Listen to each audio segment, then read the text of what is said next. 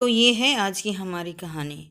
मैं करोड़ों जायदाद की एक लौती वारिस थी। पापा मेरे लिए एक मिडिल क्लास फैमिली को लड़का ढूंढा ताकि मेरी रिस्पेक्ट करेगा। हमारी शादी हो गई। शादी के बाद सब बिजनेस मेरे पति ने संभाल लिया। एक दिन अचानक पति अपनी विधवा बहन को लेकर आया और रात को मैं उसके कमरे से अपने पति को निकलते देखी। एक दिन मैं रात को पति के पीछे गई और पति ने जो अपनी बहन के साथ किया, मेरे पैरों से ज़मीन खिसक गई, क्योंकि मेरा पति दफ्तर गया हुआ था और मैं घर के नौकरों के पीछे पीछे थी।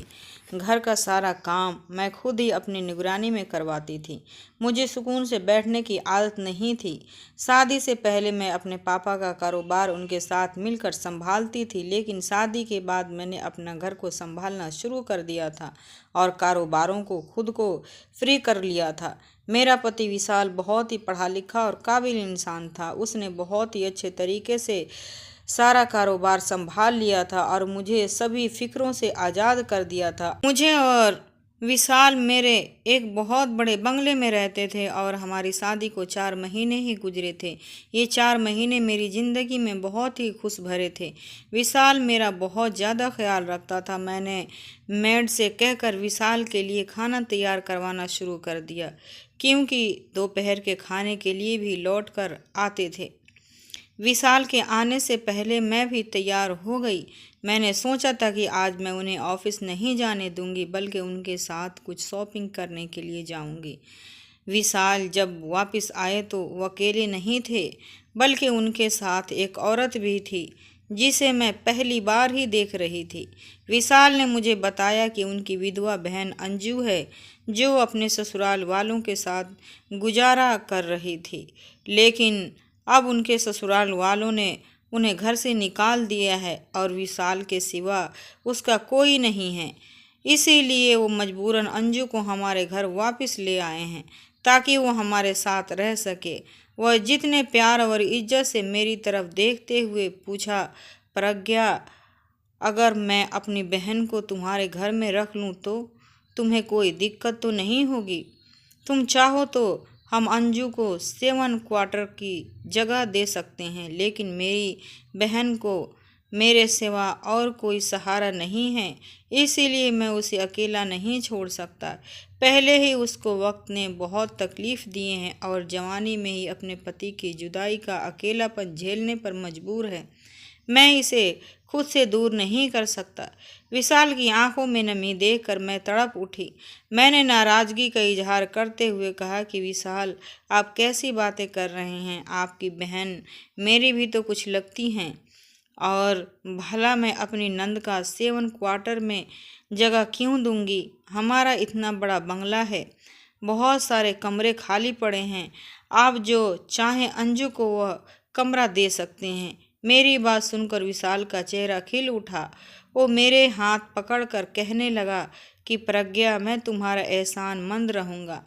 मैंने उससे कहा कि अगर आपने एक बार भी ऐसी बात कही तो मैं आपसे पूरी तरह नाराज़ हो जाऊंगी। मैंने आगे बैठकर अंजू को भी गले लगा लिया और विशाल से कहा कि आप इसे अपने कमरे में ले जाएं, मैं सबके लिए खाना लगाती हूँ। विशाल ने अंजू को हमारे बराबर वाले कमरे में जगह दे दी। अब मैंने सबके लिए खाना लगा दिया। थोड़ी ही देर में विशाल और अंजू भी खाने के लिए चले आए थे। मैं विशाल की बहन के बारे में कुछ भी नहीं जानती थी और ना ही शादी से लेकर आज तक विशाल ने कभी अपनी किसी बहन का जिक्र किया था।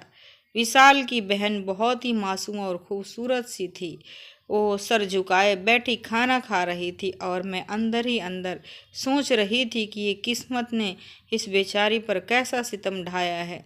भरी जवानी में ही विधवा हो गई है और कोई सहारा भी नहीं बचा। थोड़ी देर के बाद जब विशाल मेरे कमरे में आए तो मैंने उनसे पूछा कि आपने आज तक कभी भी मुझसे किसी बहन का जिक्र क्यों नहीं किया?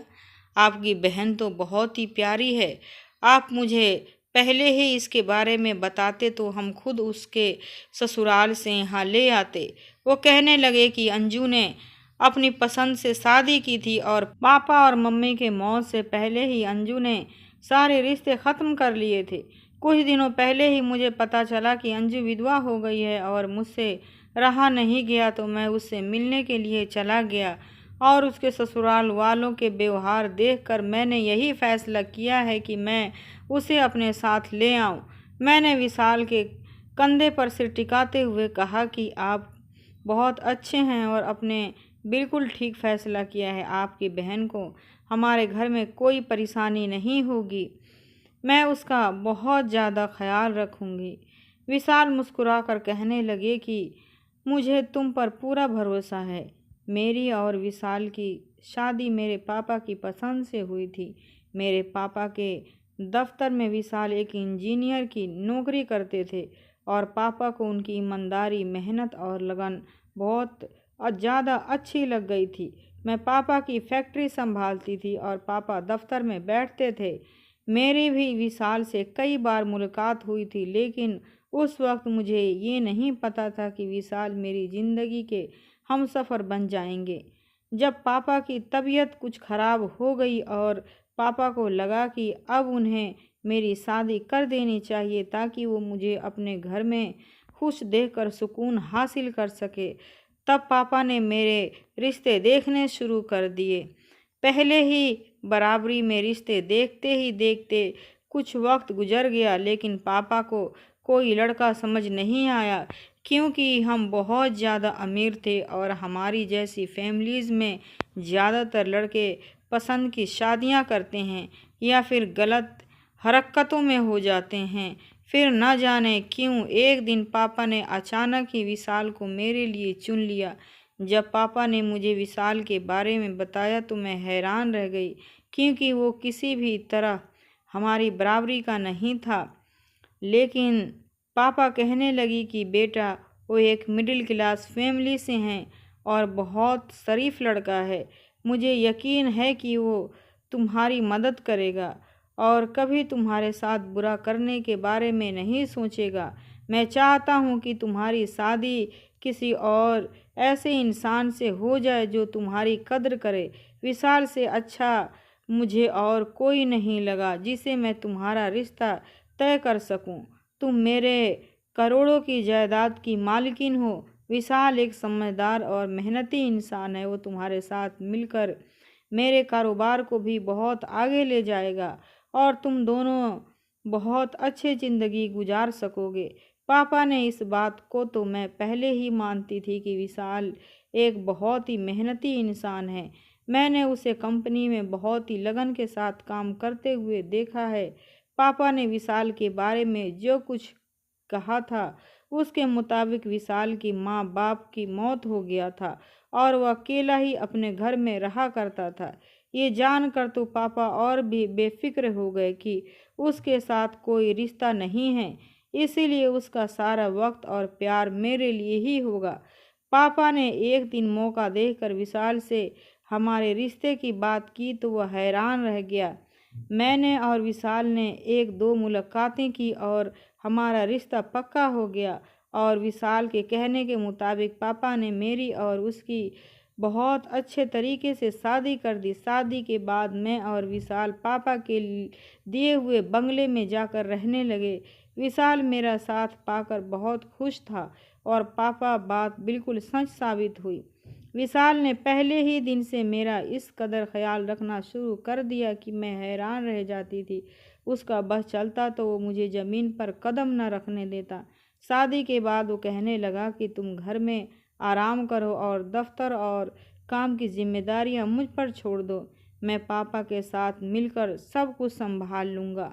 मैं बहुत वक्त से पापा के साथ जिम्मेदारियां संभाल रही थी और अब थोड़ा सुकून चाहती थी और उसने मुझे सुकून देकर खुश कर दिया था।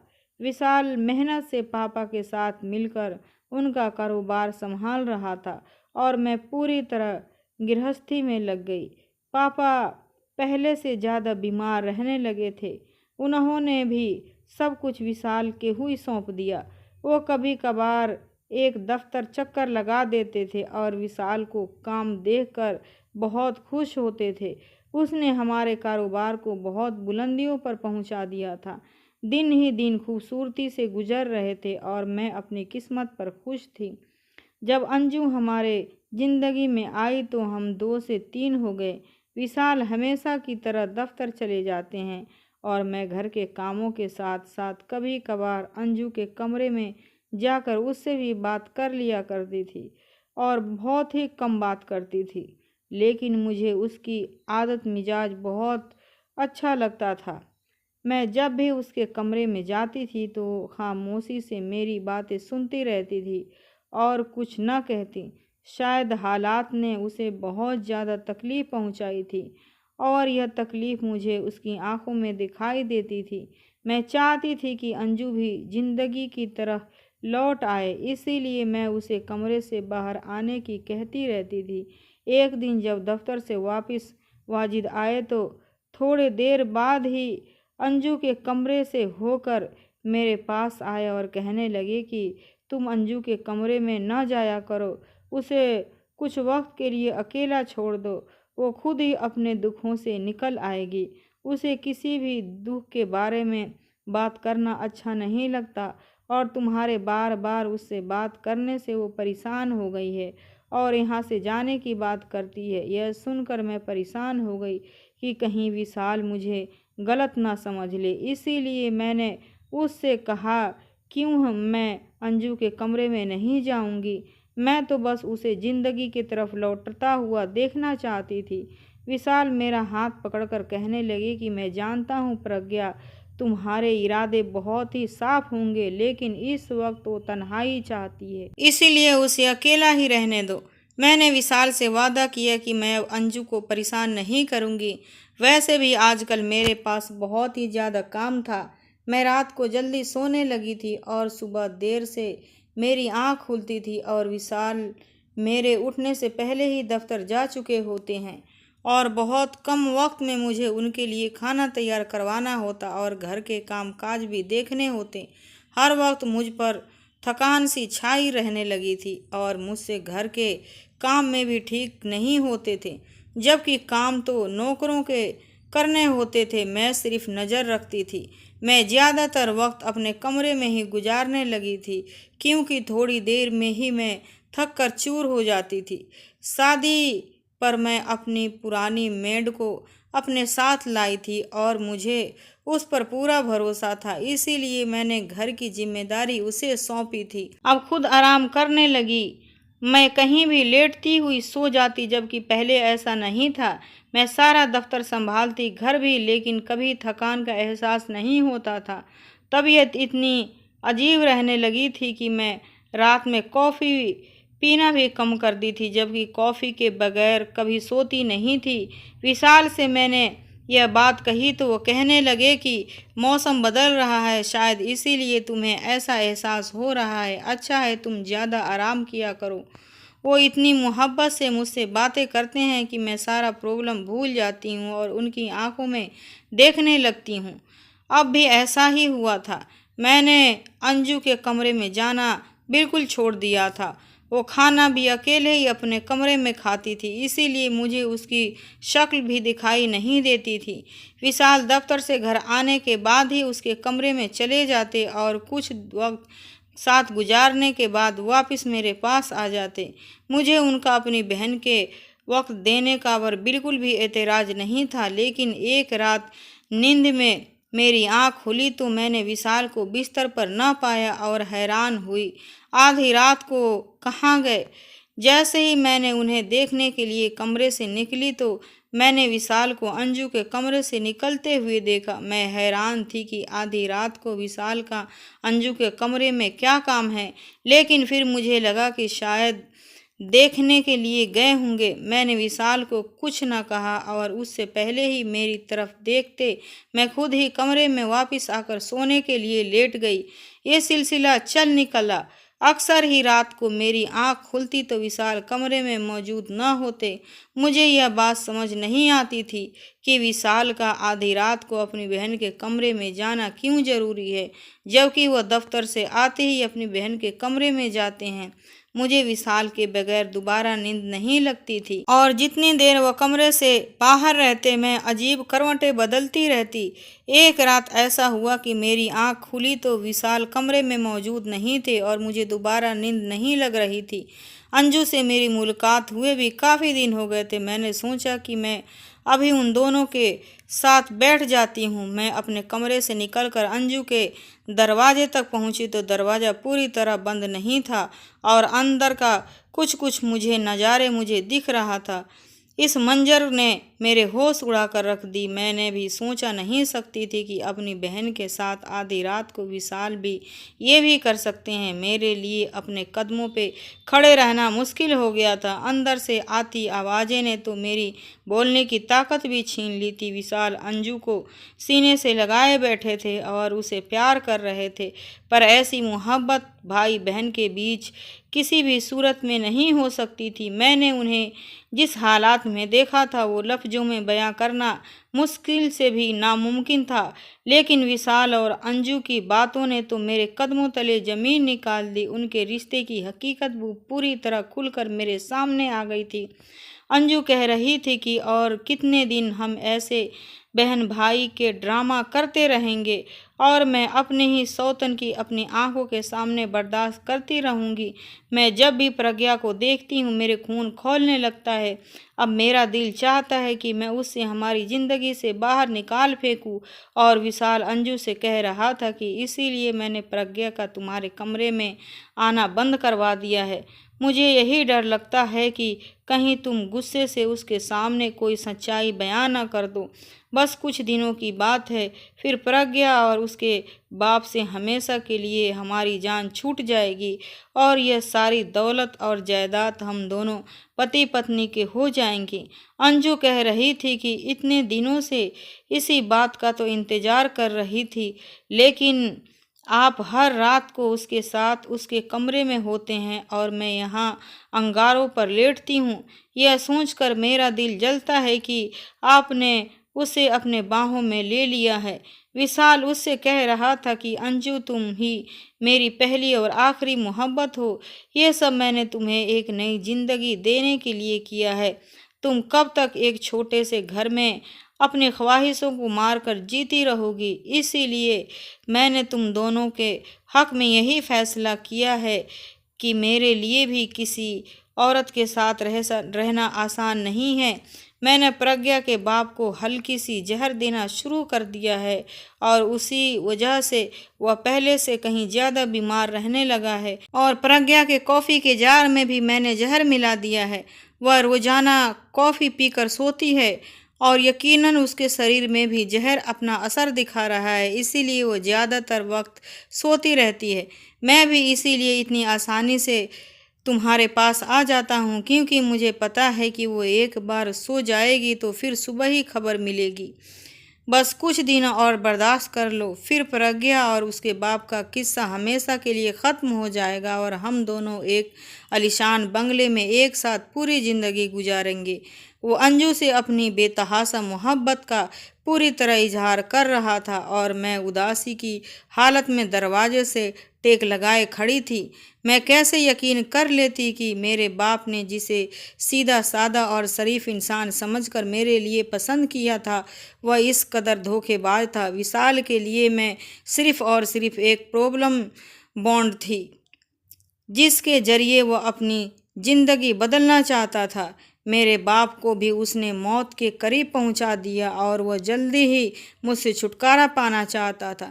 उससे बहुत अच्छी तरह मालूम था कि मेरे और मेरे बाप के मरने के बाद सब कुछ खुद ब खुद उसके हवाले हो जाएगा, इसीलिए वह हमारे आगे अच्छा बनने का ड्रामा करता रहा।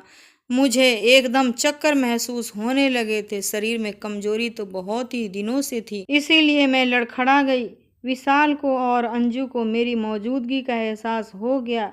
जैसे ही उन दोनों ने नज़र मुझ पर पड़ी तो उनके चेहरे का रंग बदल गया। विशाल को तो इस बात का पता भी नहीं था कि मैं पिछले कुछ दिनों से कॉफ़ी नहीं पी रही थी और शायद इसीलिए मुझे रात के वक्त नींद नहीं आती थी, जबकि मैं सुबह कॉफ़ी पीती और सारा दिन नशे में रहती। विशाल हैरत से कहने लगा कि प्रज्ञा तुम यहाँ क्या कर रही हो? मैं तो अंजू को देखने के लिए आया था। विशाल को महसूस नहीं हुआ था कि मैंने उन दोनों की सारी बातें सुन ली है और उन्हें एक साथ देख लिया है। ये सही वक्त नहीं था कि मैं विशाल को यह बताती कि मैं उसकी सच्चाई जान गई हूँ। इसीलिए मैंने झूठ का सहारा लिया और विशाल से कहा कि मुझे नींद नहीं आ रही थी, इसीलिए मैं उसे बुलाने के लिए आई हूँ। विशाल मेरे मरे कदमों से मेरे साथ कमरे से लौट आया। सारी रात मैंने बहुत मुश्किल से अपने आंसुओं को रोक रखा था। मैं विशाल से बहुत ज़्यादा मोहब्बत करने लगी थी। मैंने दिल से उसे अपना मान लिया था, लेकिन उसने मेरे एतबार को तबाह कर दिया था। सुबह होते ही विशाल दफ्तर के लिए निकल गया और मैंने मौका देखकर एसएचओ साहब को फ़ोन मिलाया, जो मेरे पापा के दोस्त हैं। मैंने रोते हुए उन्हें सारी हकीकत बताई। उन्होंने मुझे यकीन दिलाया कि वह सब कुछ ठीक कर देंगे और थोड़ी ही देर में सब कुछ पुलिस वालों के साथ हमारे घर चले आए और सबसे पहले अंजू को कमरे में बंद कर दिया। मेरी कॉफ़ी के जार को अपने कब्जे में लेकर उन्होंने उसका टेस्ट करवाने के लिए भेज दिया कि यह साबित हो सके कि विशाल ने मुझे जहर देने की कोशिश की है। एक लेडी कांस्टेबल को बुलाकर अंजू से भी पूछताछ करवा दी गई, तो वो भी किसी रट्टू तोते की तरह सच बोलती गई। विशाल जानता था कि मेरे पापा मेरे लिए रिश्ता देख रहे हैं, इसीलिए उसने सबसे पहले अंजू को छोड़कर एक दूसरा घर किराए पर ले लिया और जानबूझकर पापा के नज़रों के आगे हीरो बन गया। कुछ उसकी किस्मत रंग दिखाई और पापा को अपने जाल में फंसाने में वह कामयाब हो गया। अंजू और विशाल ने एक दूसरे से लव मैरिज की थी और अब वह दोनों गरीबी के हाथों तंग आ चुके थे और एक अच्छी ज़िंदगी गुजारना चाहते थे। इसके लिए उन्होंने मेरी ज़िंदगी बर्बाद करने का फ़ैसला किया। विशाल इस तरह आगे बढ़ गया कि उसने मेरी और मेरे बाप को जान से मारने भी मुश्किल न समझा। अंजू के बयान ने सारे मामले को इस कदर आसान बना दिया था कि एसएचओ साहब ने फ़ौरन ही विशाल को भी गिरफ्तार कर लिया। मैंने मुकदमा दायर कर दिया था और अपने पापा का इलाज करवाना शुरू कर दिया। उनके शरीर में काफ़ी जहर जा चुका था, जिसकी वजह से वह बिस्तर पर पड़े रहते थे। आज विशाल और अंजू जेल के सलाखों के पीछे थे और अपनी लालच का अंजाम भुगत रहे थे। मैंने और पापा ने नए सिरे से कारोबार को देखना शुरू कर दिया और हम अपनी ज़िंदगी में आगे बढ़ गए थे। कभी कभी कुछ लोग जैसे दिखाई देते हैं वैसे बिल्कुल भी नहीं होते, इसीलिए अपने बेटियों को किस्मत का फैसला करते हुए अच्छी तरह छानबीन जरूर कीजिए। आपको यह वीडियो कैसा लगा कमेंट बॉक्स में जरूर बताएं। मेरे इस चैनल को सब्सक्राइब जरूर करें, क्योंकि मैं आपके लिए लाती हूँ सबसे ओरिजिनल कहानियाँ। शुक्रिया।